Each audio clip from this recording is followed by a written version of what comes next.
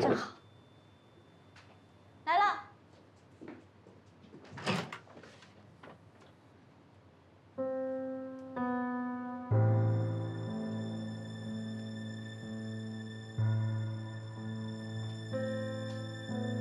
你够可以啊，杨曼君。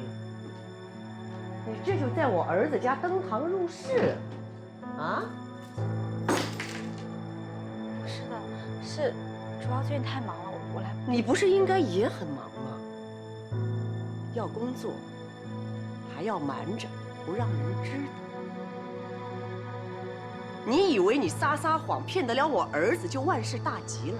我告诉你，你骗不了我。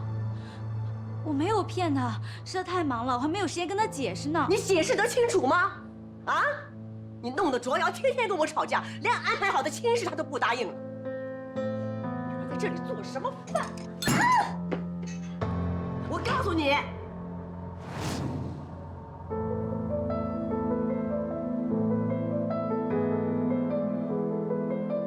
你在干嘛呢？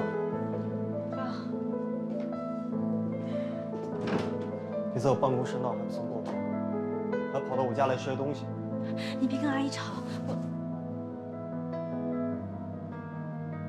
我们俩在一起有什么错？你为什么一次又一次的要找他的麻烦呢？他现在为了你把工作都已经辞掉了，你还要怎么样呢？让我满意。好，我让你看看，我让你看看这是什么？这就是今天，我亲眼看着他从公司走出来。现在还要说他已经辞职了吗？卓瑶，你听我解释。你不用解释了，这还不够清楚吗？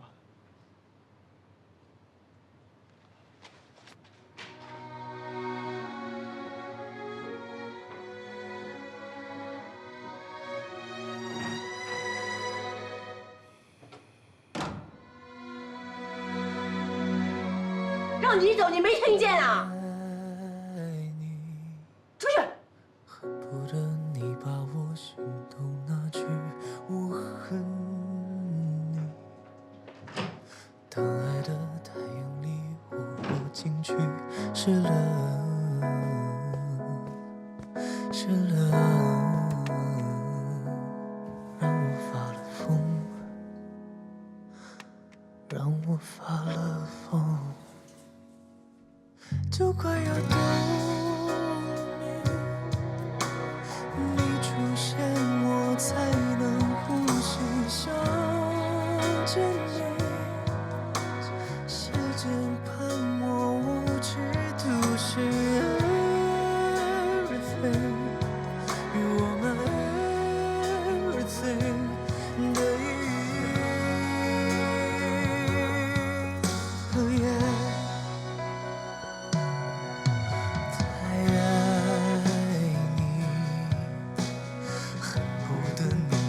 我心都拿去，我恨你。那爱得太用力，我入进去，是了，是了，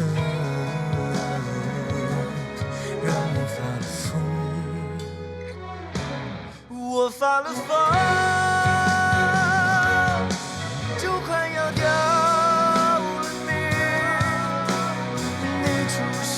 我才能呼吸，想见你。时间判我无期徒刑。我们的意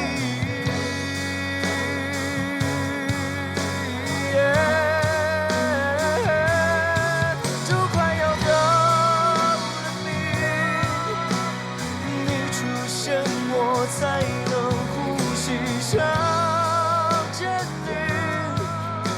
时间判我无期徒刑，与我们的意义。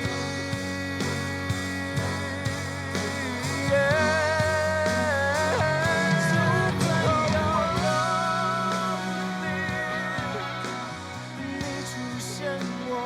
其实，如果你真的做不到，你可以告诉我，你为什么要骗我？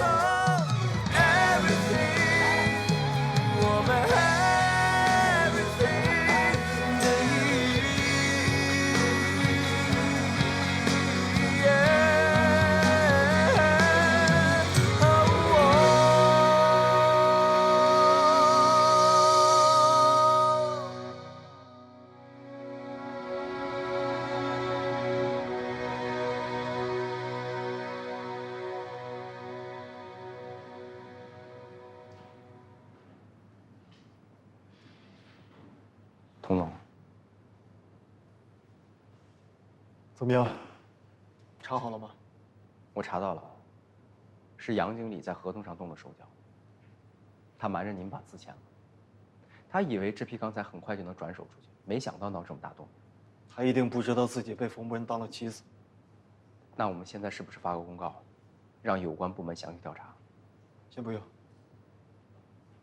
这一次我要确凿的证据。我不能再给冯文这个败类任何的机会，懂吗？嗯。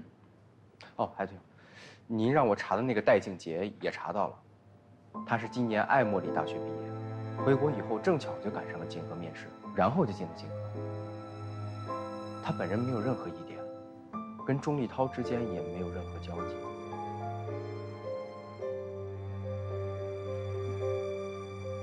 我的直觉告诉我，不止这么简单。先从查冯博文开始。出这么大的事情，肯定会耽误工期，但是我一定会尽快解决。咱们这么多年的交情，我肯定是相信你，但是身后这么多双眼睛看着你，其他公司趁机也是一再接触，我也是为难。能为你争取的只有1周的时间，你要尽快。1周够了。来，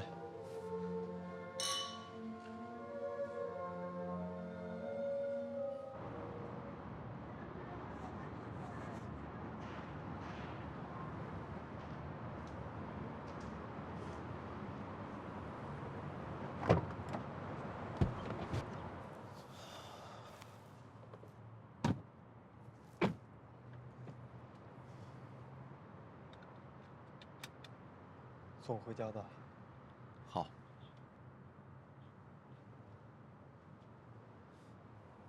戴景杰跟钟立涛。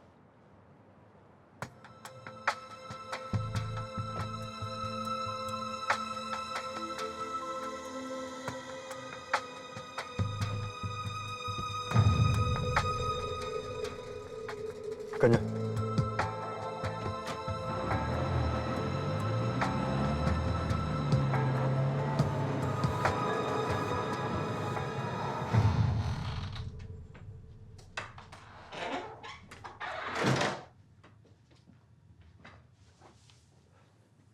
所以我现在的计划，就是趁着同事一团糟的时候，让博雅和金河联手抢占同事的市场，切断他的后路。但您必须要让林叔向下面交代一下，这样我好操作。不行，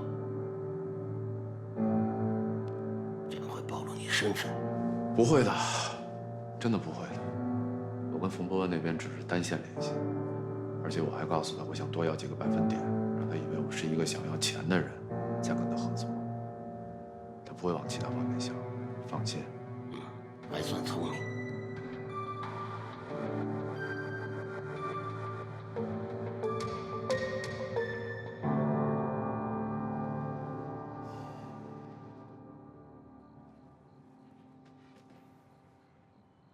这个时候能留在钟家，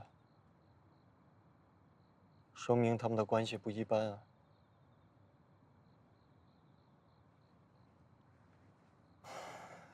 我们可以走了。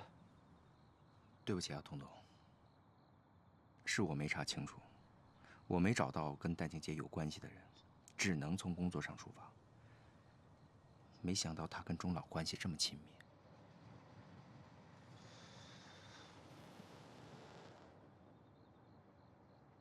我让你查戴静杰的时候，有没有什么事情牵扯到曼君的？你忘了告诉我的。我希望这是我最后一次问你。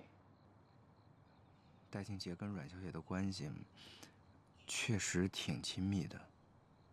阮小姐市场部的工作就是戴静杰帮着争取的。童总，要不要把戴静杰跟钟立涛的关系告诉阮小姐？处理好你自己的事情。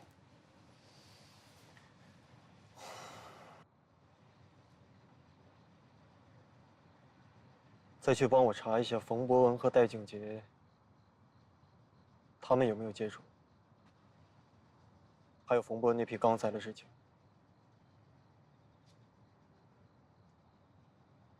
我知道了。可以走了。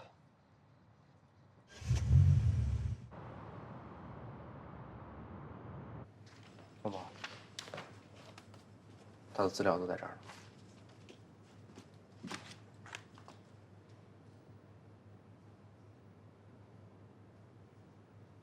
你确定他是86年的？我查了好几份学习资料，都是一致的。他应该不是你要找的人。不过他跟阮小姐都是渔村的，到底是巧合还是缘分，还是故意的，就说不清楚了。没事了。喂，静姐，我已经跟客户约好了，现在去签合同。好。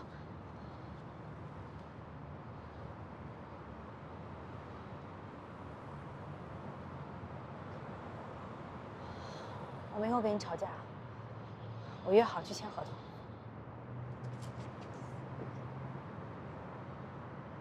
你现在都不想见我了吗？你口中那个脚受伤了不能走路，不能签合同的人，他昨天晚上在给别人当司机呢。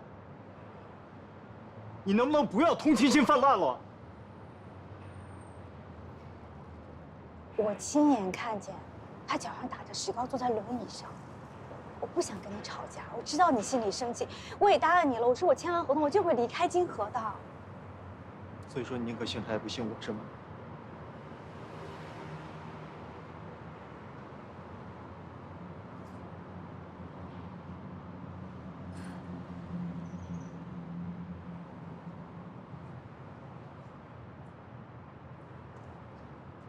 是你不相信我。你应该知道我做了多大的努力，我才决定，我要决定辞职啊。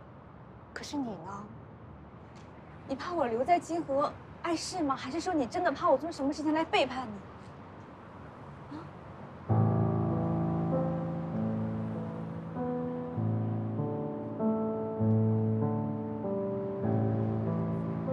你不需要辞职，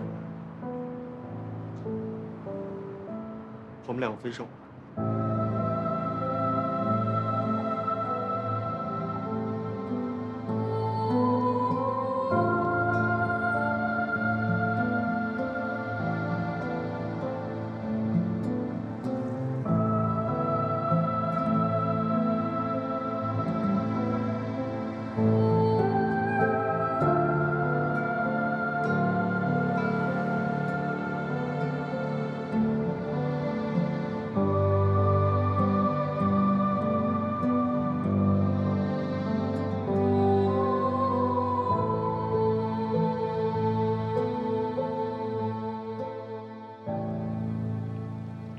你知道自己会难受，干嘛要跟人提分手？其实我知道他好不容易找到这份工作了，我让他去辞了工作，他会不舍的，他会觉得很不甘心，这些我都懂。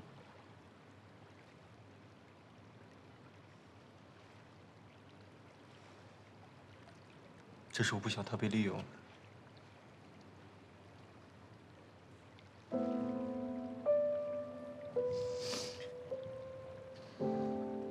你不觉得，如果我连最起码的安全感都不能给他，又何必要在一起呢？那他知道吗？他知道你这么做为了什么吗？如果不知道的话，你想过他得多内疚、多难受吗？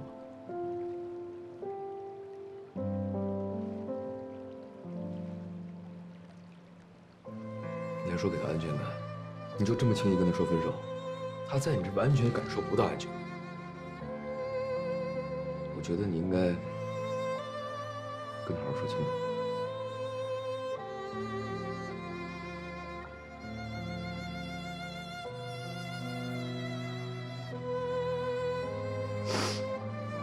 行了，别说这些了，给我喝酒吧。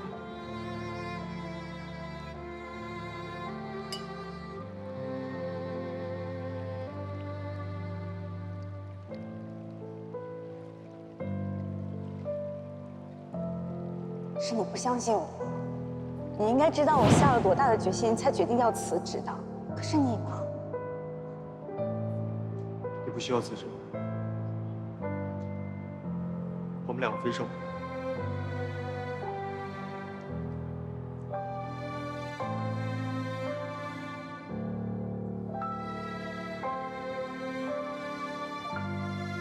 我告诉你，不管发生任何的事情，我都不允许你跟我分开。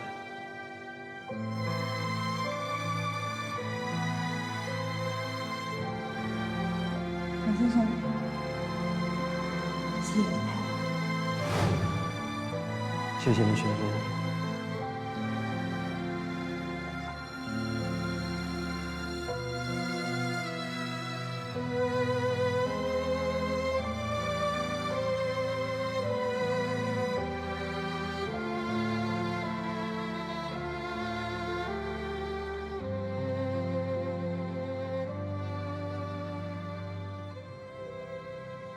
你的主意真是绝了，我低价出货。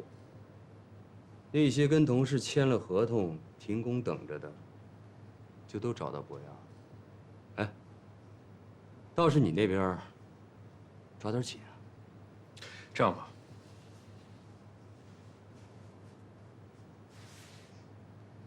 你再多分我10个点，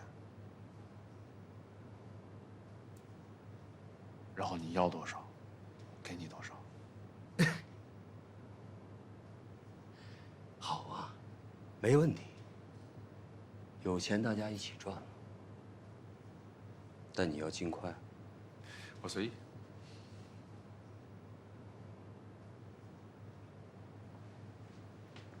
谢谢。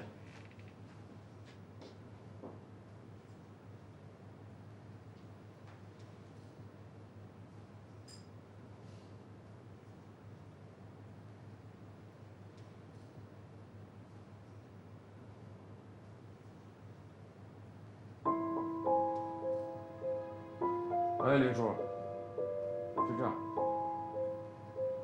新加坡那批钢材我准备填仓了，你帮我催一下。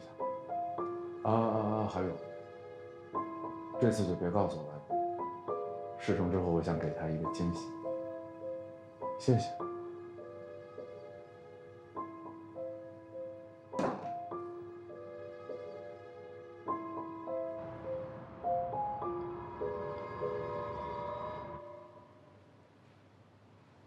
他们之间联系有一段时间了，估计金河也脱不了干系。好大一盘棋啊！他们故意做了假的公司资料，混到文件里边，让曼君带回家，就是故意让我看到。所以当时杨辉找我签字的时候，我才会忽略的。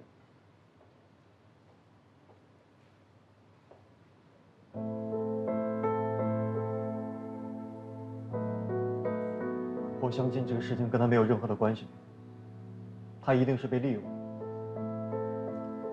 你相信他？那你怎么解释他直到现在还没有离开金河？我不解释，我跟他已经分手了，他的事情跟我没关系。童卓阳，你以为你这么一说我就会信吗？那你告诉我，冯博文为什么要这么做？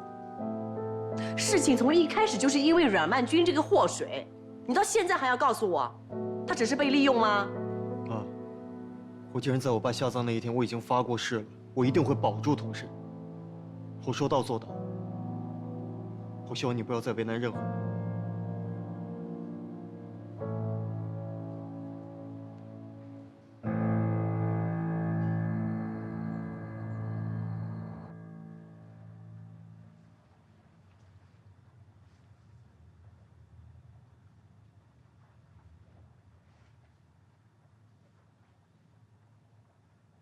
您再给我一点时间，我一定把千年和我们的都还上。凭什么？你凭什么？那我这么多年受的委屈谁来还啊？凭什么他们父女看上了我的老公，我就要委屈自己让给他们？你放心，我一定会守住我们的同事。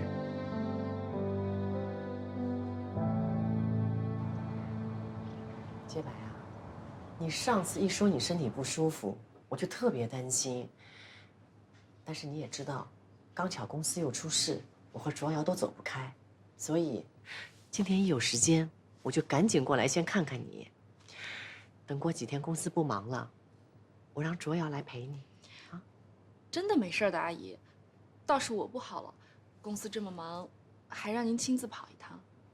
就是啊，要是你能早点嫁过来，我就不用这么两头跑了，对不对？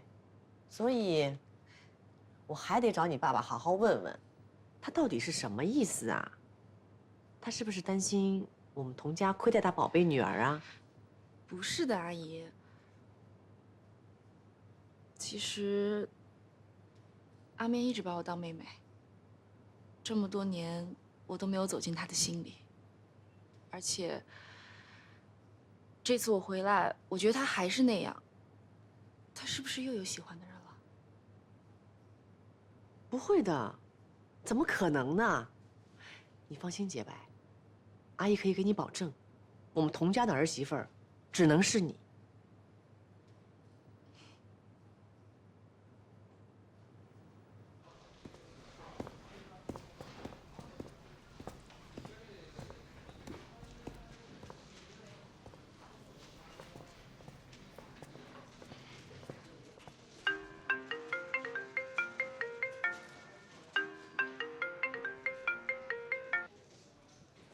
喂，你好。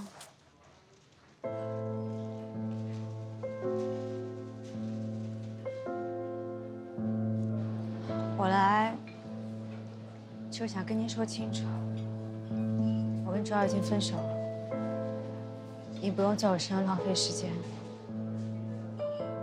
你害他让同事陷入这么大的危机，你觉得你还能蒙混过关吗？如果这么说能让你心里好受一点，我不介意。不用揣着明白装糊涂。我自己的儿子我了解，他认定的事情从来就没有那么容易放手，只是我没有时间等他慢慢明白之后再放弃。那是你们之间的事情，你应该去找他。当妈的有义务帮孩子理清障碍，只有你从他的生活中消失，从此不再出现在他的视线范围之内，他才会死心。当然，我会补偿你的，只要你愿意离开，无论你去哪里，我都会想尽一切办法帮你安排好。你应该相信，我是有能力让你没有任何后顾之忧的吧？我劝你还是好好考虑一下，这对你来说是一笔收益非常不错的买卖。凭良心讲，我开出的条件总该比让你做伪证好，也一定比那些利用你的人给的多吧？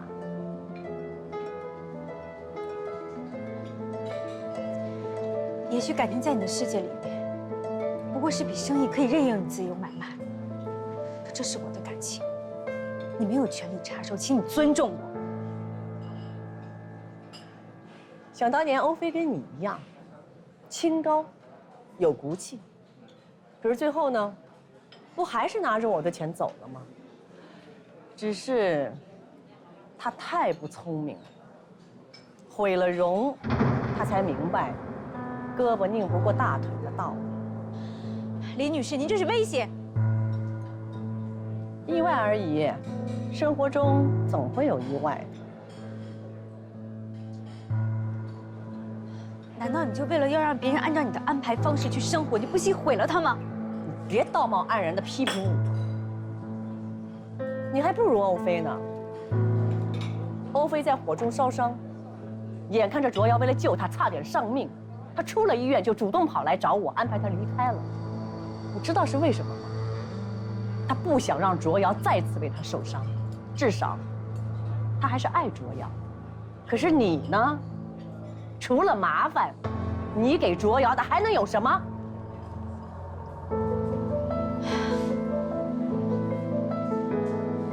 那您呢？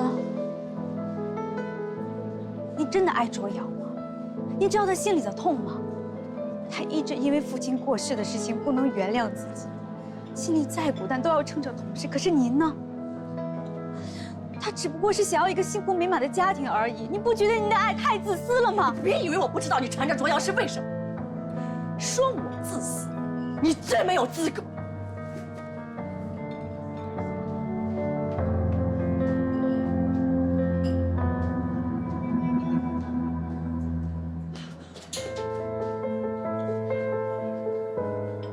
夫人，没事吧？要不我还是送你去医院吧。我现在通知童总。别告诉他。好了，我也是。送我回去吧。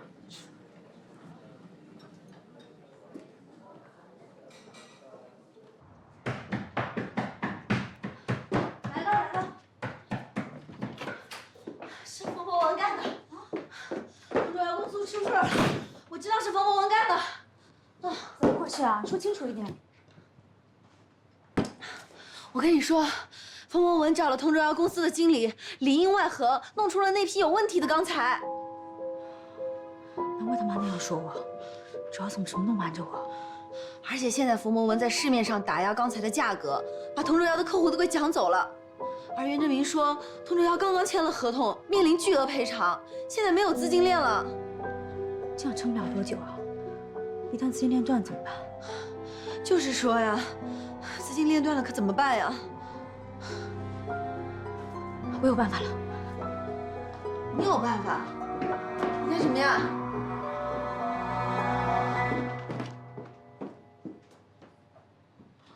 这个加上我，可以让冯博文进监狱了。阮曼君，你疯了吗？你还想为了童卓瑶再把自己搭进去啊？我现在管不了那么多了。可是你不能再为了一个男人把自己给搭进去了。不管怎么样，也是因为我不能看着他不管了，对不对？曼君，你清醒一点。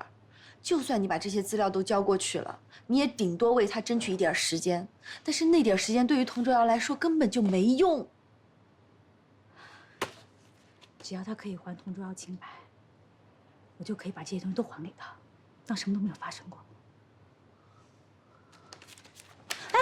等一下，给我，不能给他。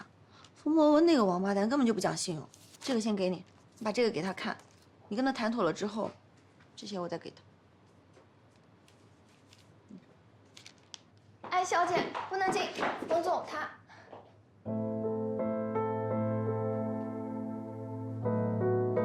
我前女友来找我约会，你先出去吧。嗯，是。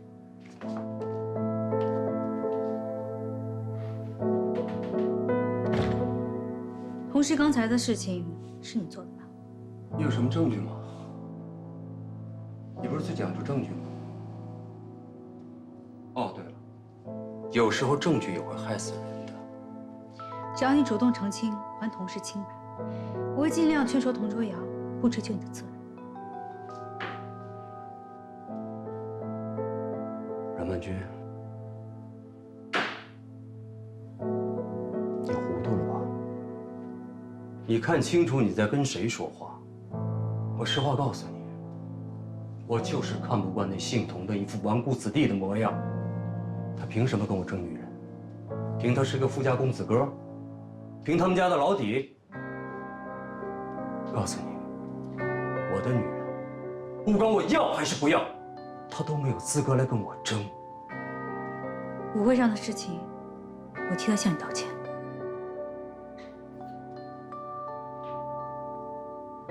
你是来求我的吗？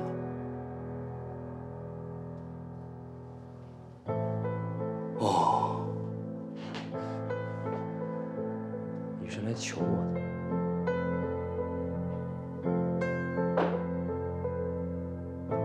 曼君啊，我冯博文再不行，也不会让我的女人为了我向别的男人求情。现在后悔了，还算来得及。求我，好好求。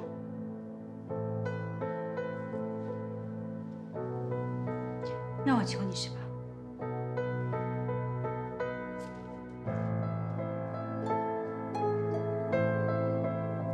看清楚，千万没有用，这只影响我。童卓瑶要有任何事情，我不会让你下半辈子好过。你疯了吧？是啊，我是疯了。童卓瑶，至少童卓瑶不会利用对他的爱，也不会拿我做挡箭牌。你在哪儿找到的？你忘了，是你给我的。你应该知道我会把他送去的。你在威胁我，阮曼君。你搞清楚，如果我因为这个坐牢了，谁也好不了。如果你想玉石俱焚的话，我陪你。事情会有真相大白那一天的，我们走着瞧。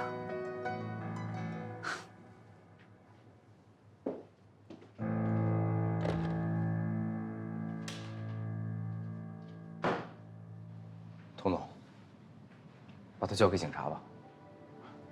童总，请您再给我一次机会吧。我知道是我的错，但我也是不得已。冯博文揪着我拿回扣的事不放，让卓远的张经理证明我拿了15个点，告我贪污巨额公款。拿回扣你对了是吗？你觉得这是理由吗？童总，我在同事这么多年，从来就没犯过这样的错误。要不是我母亲重病急需住院，我也不会拿这1个点的回扣。我也没想到，这个结果会是这个样子。你知不知道你这么做，给公司造成了不可挽回的损失？你现在还差多少？童总，我们不报案，不调查，没办法出公告，没办法跟外界解释。从现在开始，你母亲的病公司来出钱治，直到治好为止。但是我给你3天时间，你去安排好所有的一切事情，自己主动去自首，这样可以减轻刑罚。出来之后好好照顾你母亲。谢谢童总，我一定把我知道的通通坦白，我会让冯博文受到惩罚。你出来之后啊，要好好做人。是。去吧。童总，很多事情不是只有对和错。如果今天在这里换成是你和我，我们一样没得选。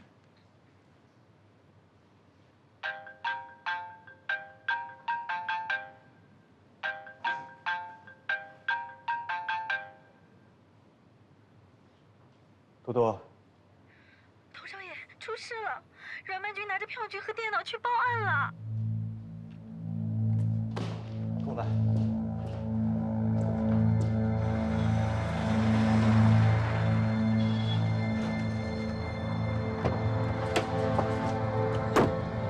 曼君，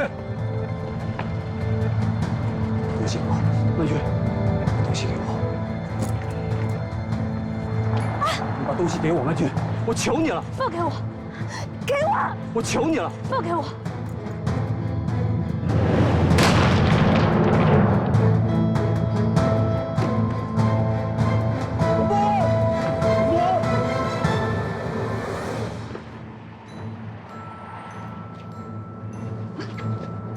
曼君，你想清楚，你要真这么做，我这辈子就完了。我，你给我听好，我保证你这辈子再也不会有机会在这里跑腿。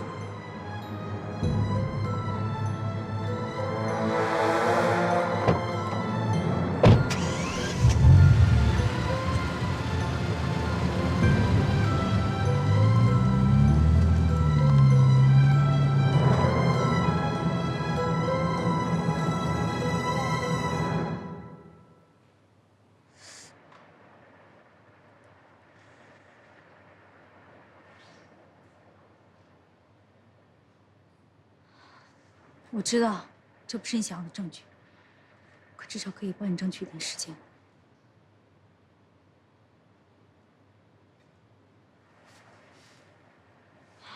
就知道你这么做的后果是什么？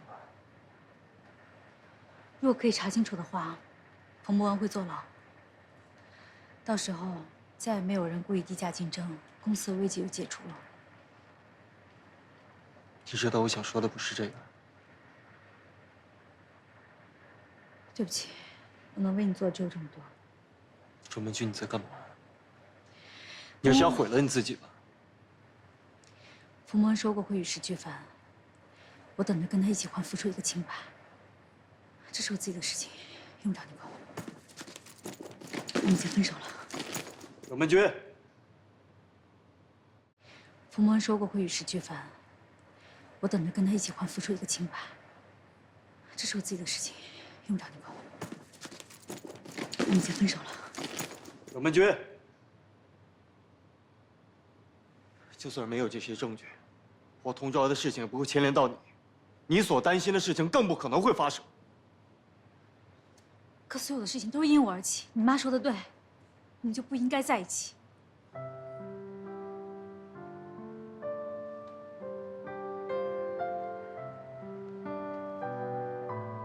我告诉你，不管我妈跟你说了什么，就是你答应过我会一直在我身边，只要你在我身边，我就有足够的力量，可以给你一个最温暖的回报。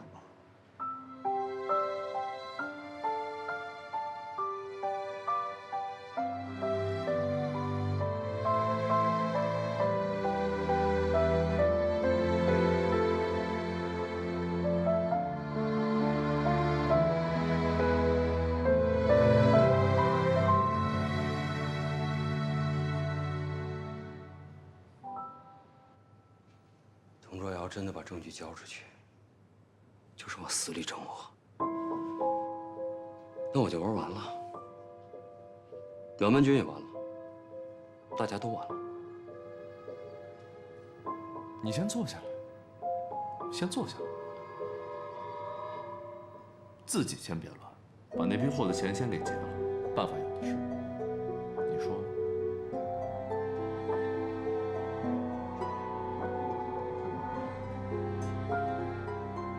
行。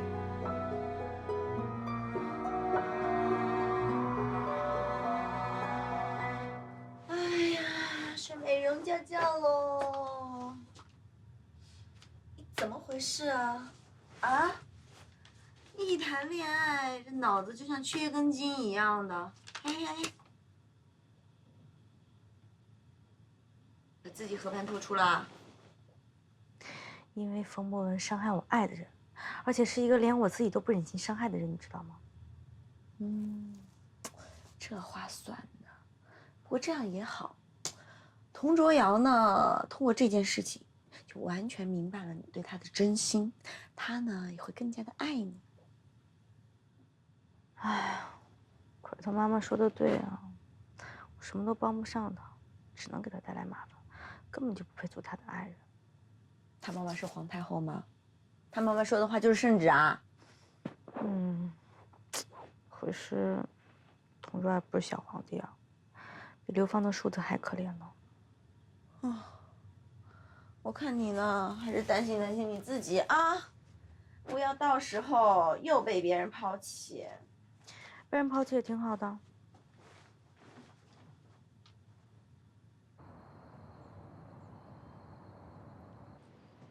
新加坡那批货先停下来吧。就这么放手了？如果再逼佟卓瑶，金河也完蛋了。想个办法偷点证据给他。为了阮文君，能不能让阮文君出差呢？或者出国？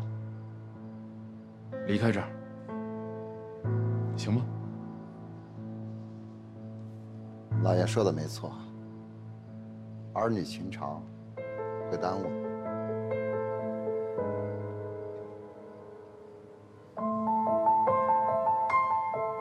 少喝点。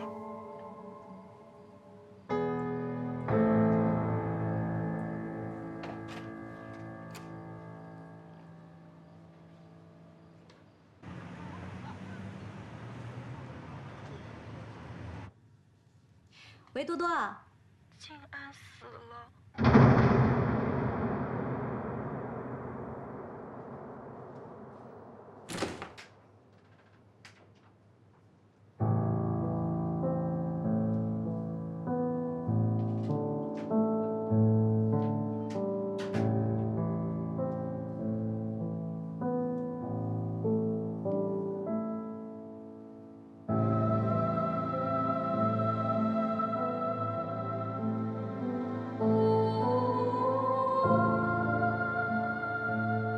他是主动提笔诉讼党的那一档，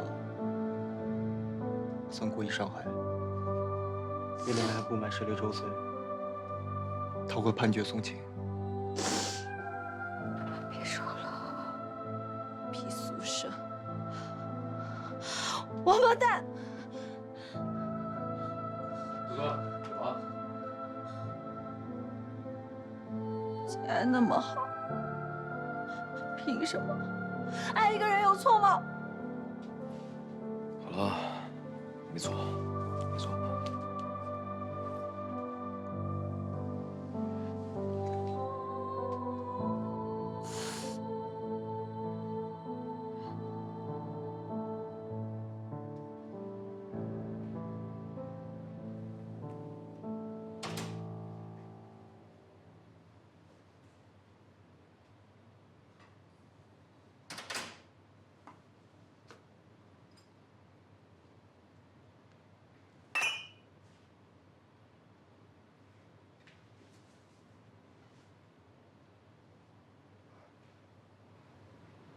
外公，您怎么来了？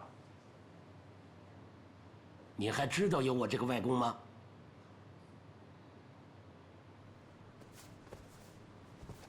昨天应酬来着，喝多了。还撒谎？什么应酬啊？多少天没到公司去了，还什么应酬？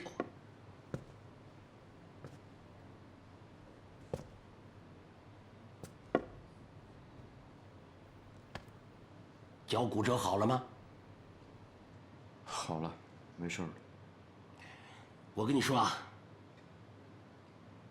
冯博文的事你是保不住了，你赶快仔细想想，你有什么把柄在他那儿？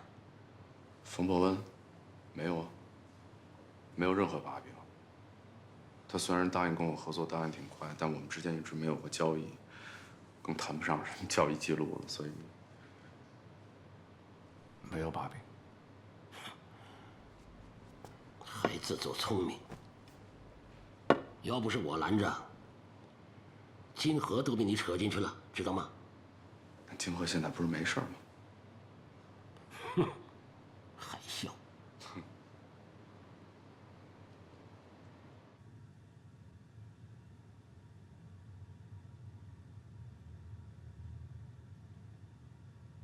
来享受你胜利者的喜悦吧。滕主饶，现在是调查，如果继续玩狠的，万军就毁了。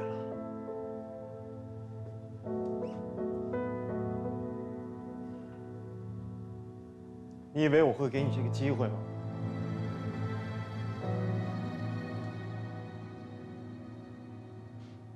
证据，我会替福叔留好。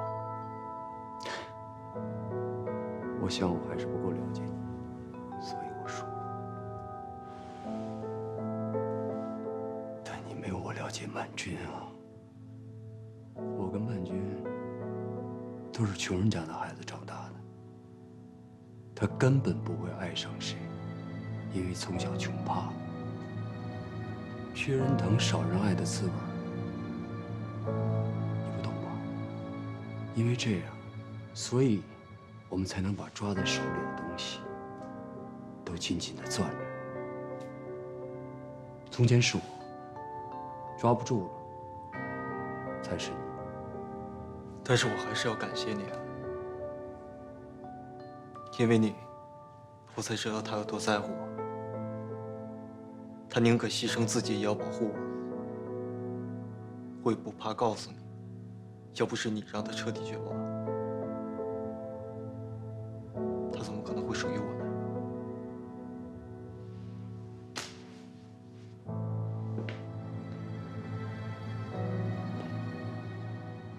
到底想说什么？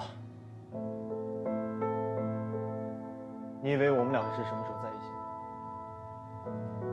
起？是从你来我办公室那一天，是吗？但我告诉你错了。那天不过是我为了刺激他，撒了一个谎而已。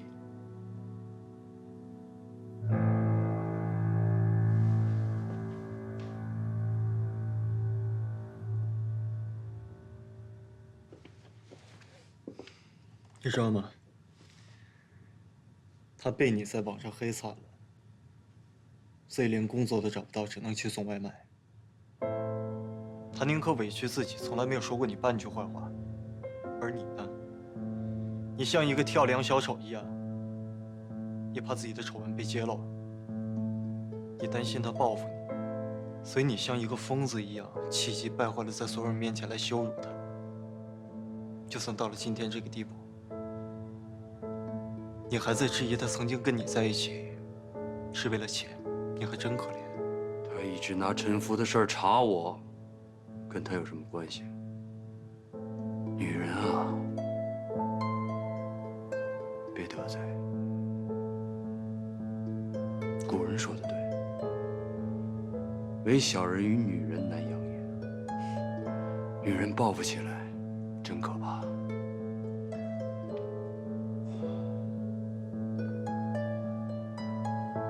你的心是黑的，所以眼睛是瞎的。你根本就不知道他对于你来说付出了什么东西。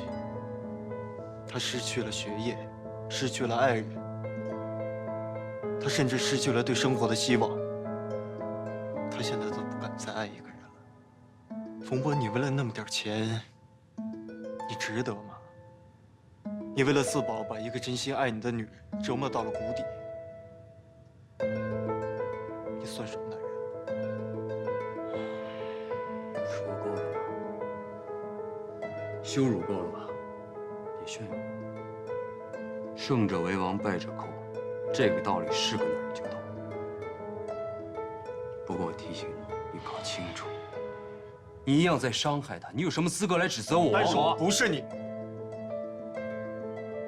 我会好好的保护他，好好的珍惜他，我更会好好的去爱他。如果你非要鱼死网破，把所有的事情都翻出来，我童昭就算赔上所有，我也会奉陪到底。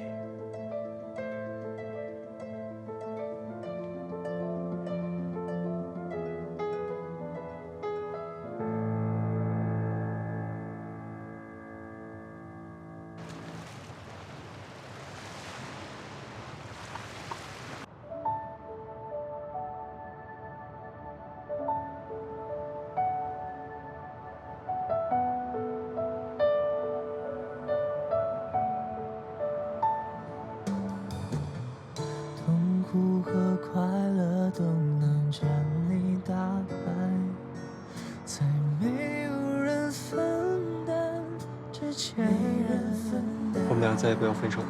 对自己说晚安，中午醒来吃早餐，苦笑着一切早就习惯。我爱我了过够静静的角落，没有暴雨狂风。我爱我没理由一个人太久，那么就让我抱紧我。好了，现在不是一切都过去了吗？痛苦和快乐都能将你打败，我再也不会放手。在没有人分担之前，对自己说晚安。中午醒来吃早餐，苦笑着一切早就习惯。来给你画画吧。还有个什么呢？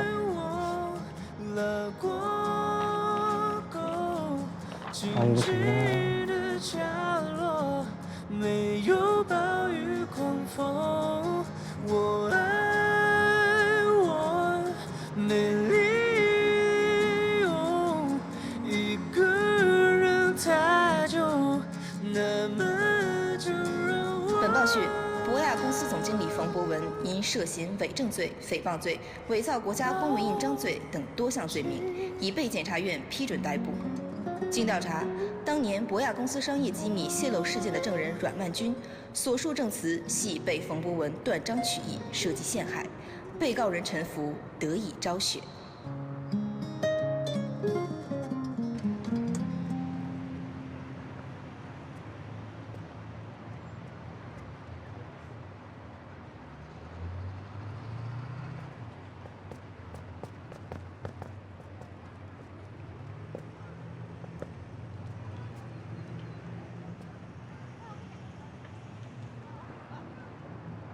我和你说的很清楚了吧？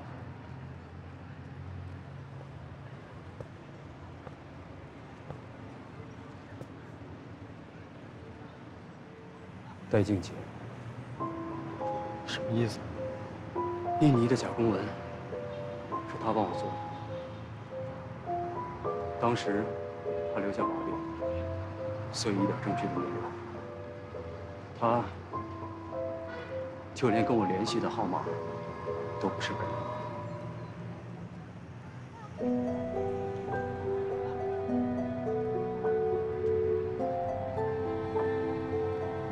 你确定是他？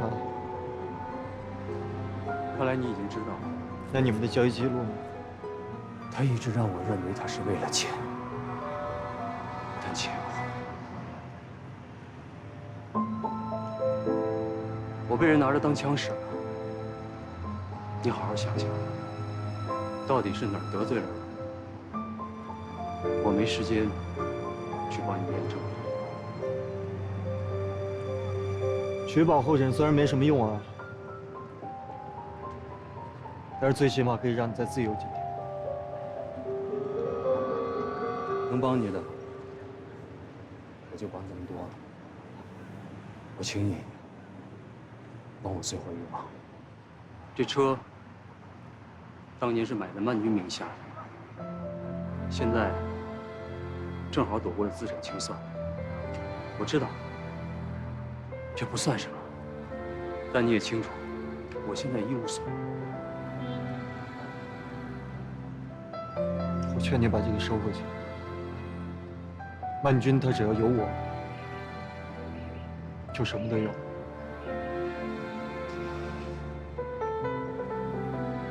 我现在不敢进曼君，我知道，我欠他的不只是一句对不起。等我12年之后出来了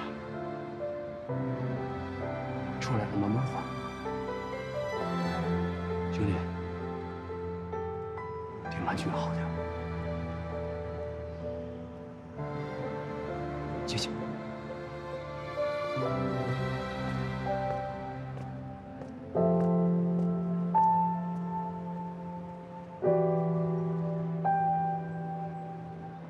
等这个事情结束了以后，把这个还给他家人。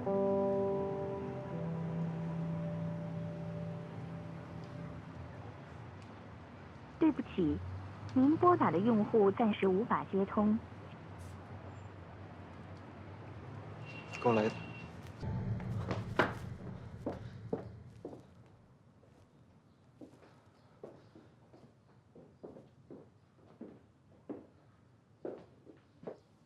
你别再跟我说他不是为了你的钱，只是你没给到他的心理价位。我早就说过，他不过是下一个欧菲。你为什么要这么做？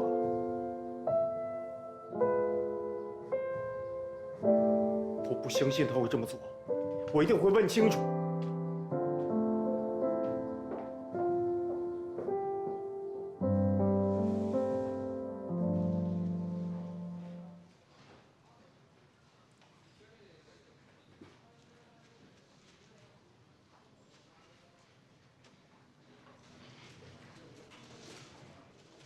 这个还给你，小渔村一直留在我心里。这个你留着做纪念吧，它是属于你的。哎，经理，曼君呢？他辞职了，辞职报告早就打了。帮你签完合同，昨天收拾的东西。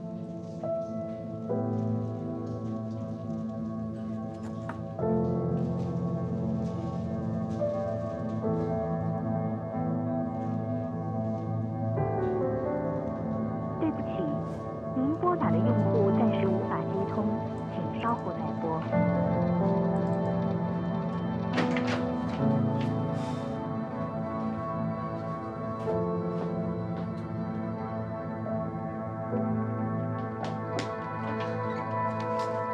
跟你说了多少遍了，他不在，他没来我这儿。他除了你这儿还有什么地方可以去吗？难道？你也知道啊，那赶紧出去找啊！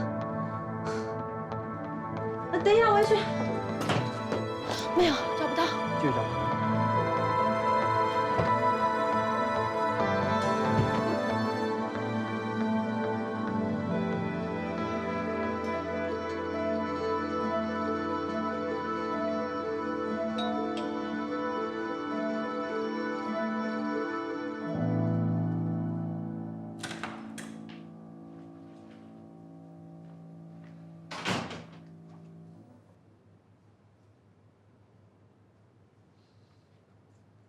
你也有钥匙，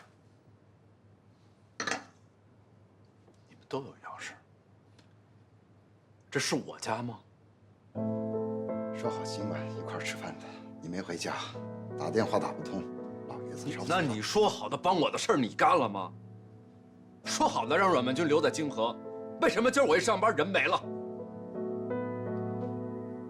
老爷也有他的为难。你甭跟我说那个。从小到大，我只知道他跟我说过一句话，就是去拿回来在佟周瑶那属于你的一切。我现在还没拿呢，人就已经没了。是林陆云。再见。走吧，快赶紧。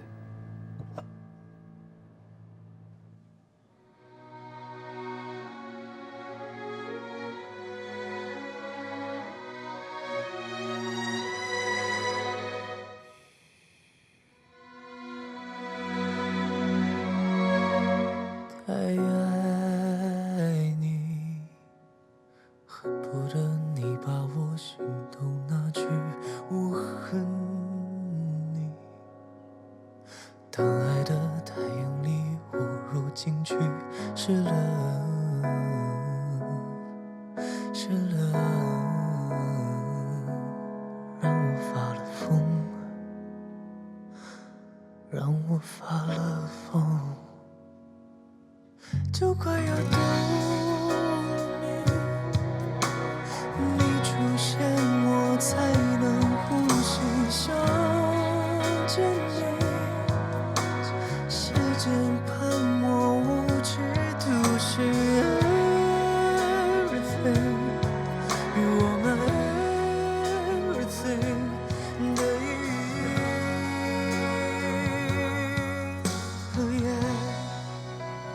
曼君，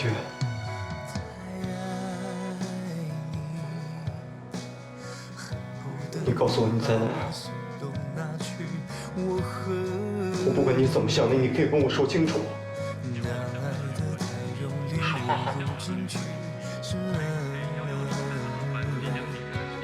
是在记什么是吗？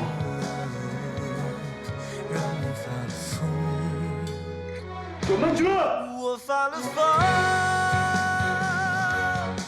就快要掉了你出现我才能呼吸。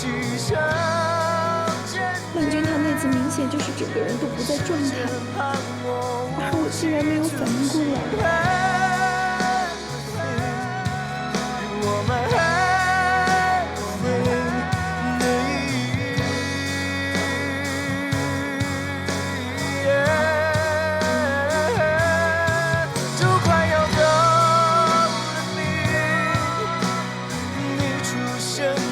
才能呼吸。想见你，时间判我无期徒刑。你到底在哪儿？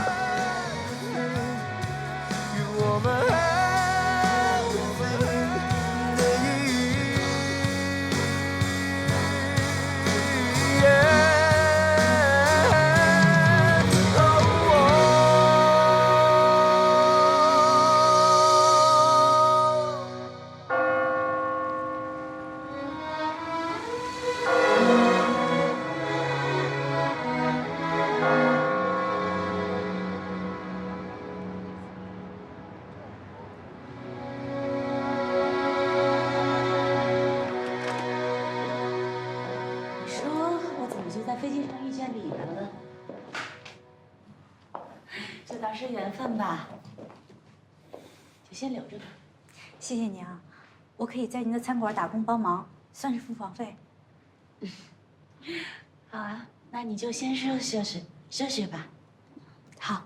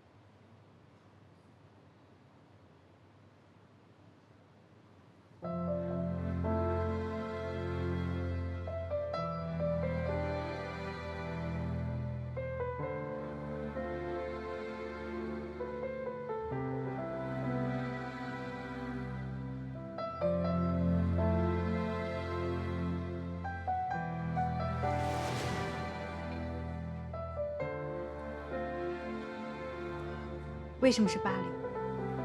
没钱退学的穷学生，也算是翻身了。这笔钱足够支付你学费了。就算要继续留学，我也绝对不会用别人的钱。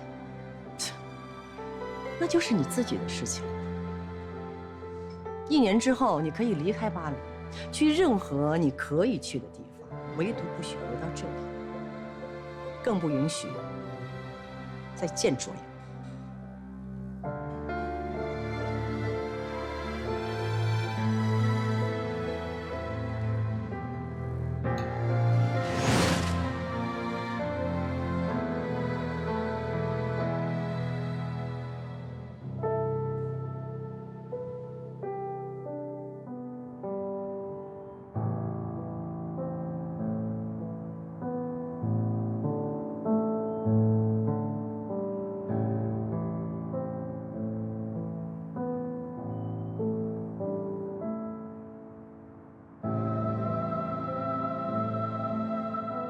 你别忘了，你曾经在这里是怎么答应的吧？你说过你会管好同事，你现在真的是这样在做吗？阮曼君已经拿了钱走了，你还要执迷不悟到什么时候？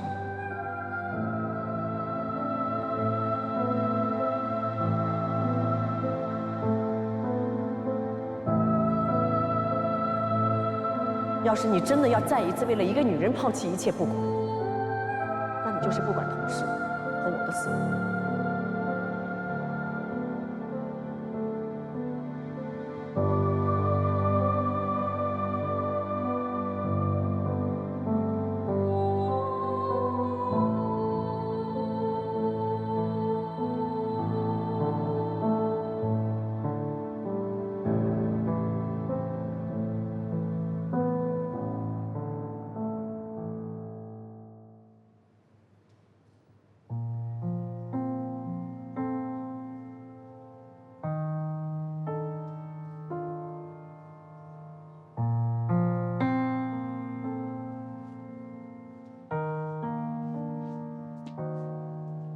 If you know that I will always by your side,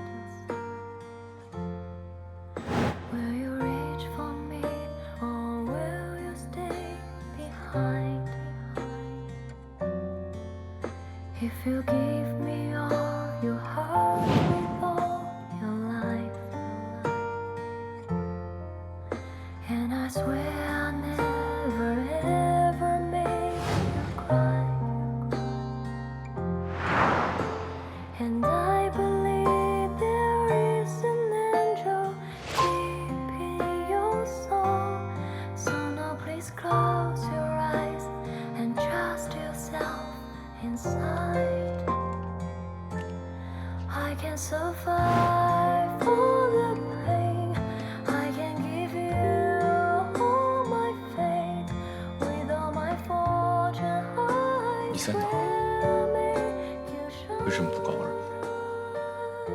说好了呢？如果我愿意的话，我们会是永远的朋友，对吗？你。 I can survive all the pain. I can give you all my faith. With all my fortune, I swear me. 不管你在哪儿，告诉我一声，好吗？让我知道你一切安好。谢谢。 I can survive all the pain. I can give you all my faith. With all my fortune, I swear I'll make you shine. That's what I can do. How I love you, my love.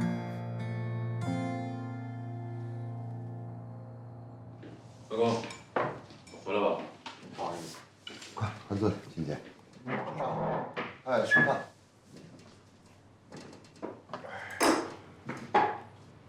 谢谢。翅膀硬了，不想回来吃饭就不要勉强。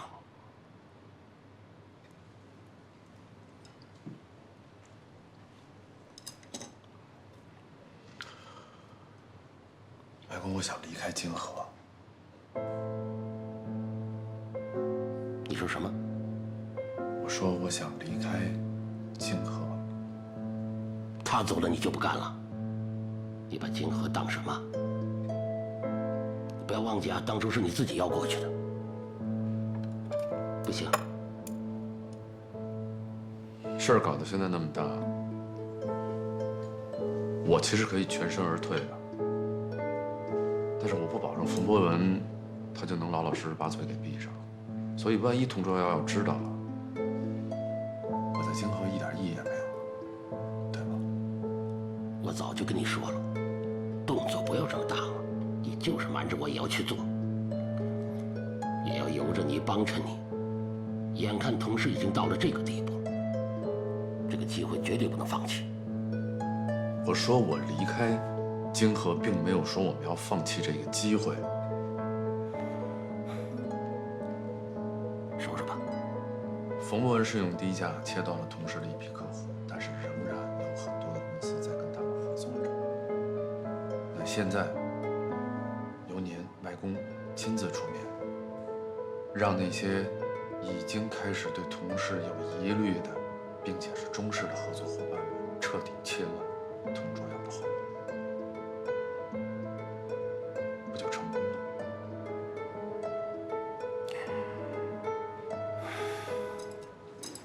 吃饭。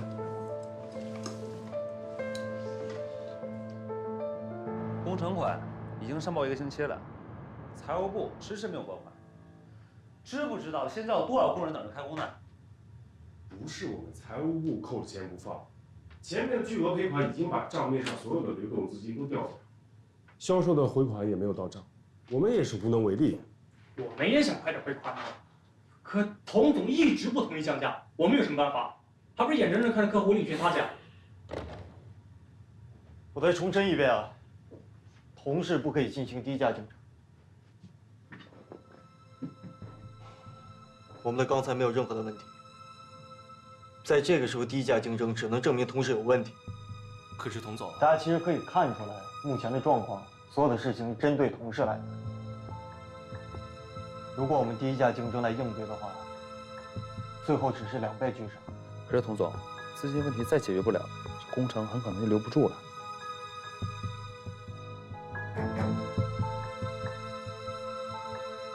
工程它只能幸存。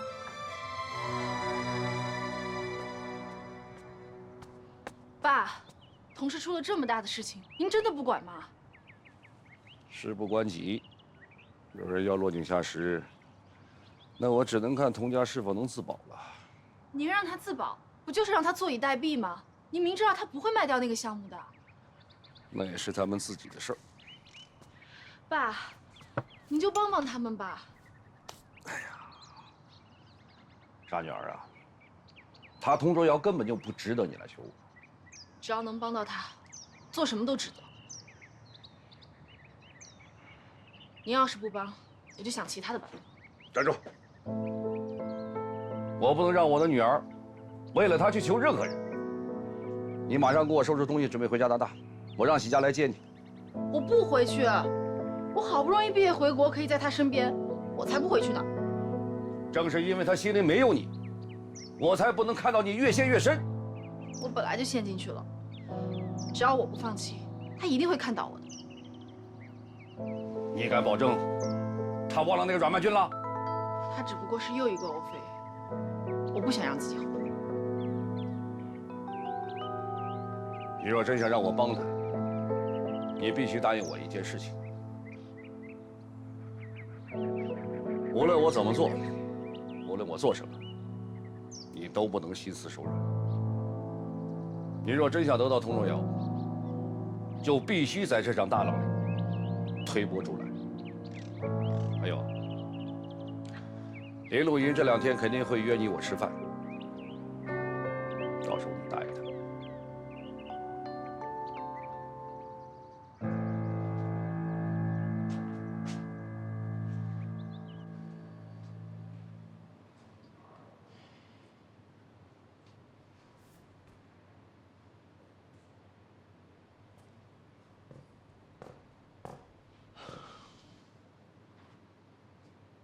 要不我再去催催，再等5分钟。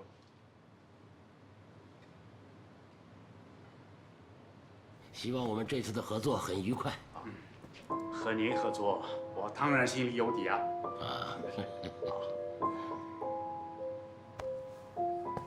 啊，原来童总也在。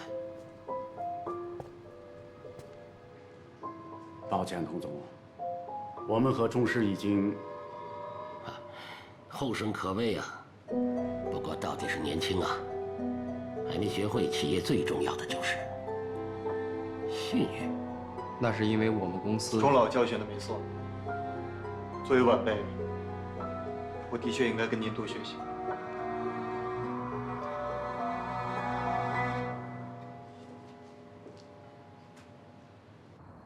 这些都是最后几家跟同事有合作意向的公司。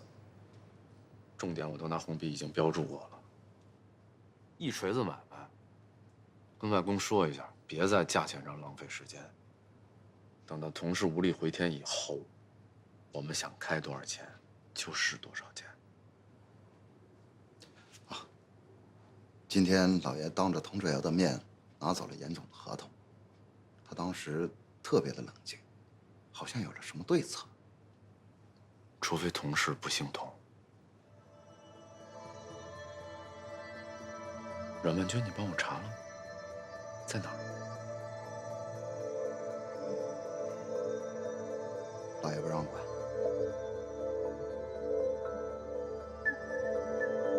我该做的我都做了，你们也看到了。但是我要找的人，我也一定会去找的。如果我去为了找我的人，耽误了这些大事儿，谁知道呢？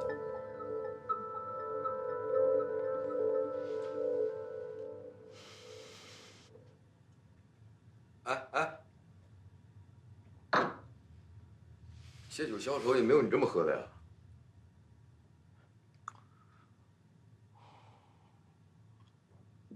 我为什么会变成这样？我每天逼着自己做自己不愿意做的事情，见自己不愿意见的人。我就是想为了让所有人都满意。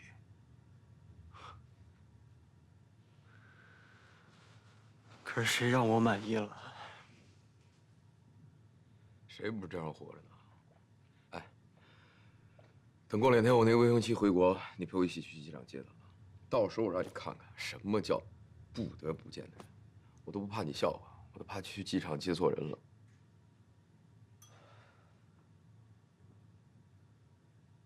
我不去。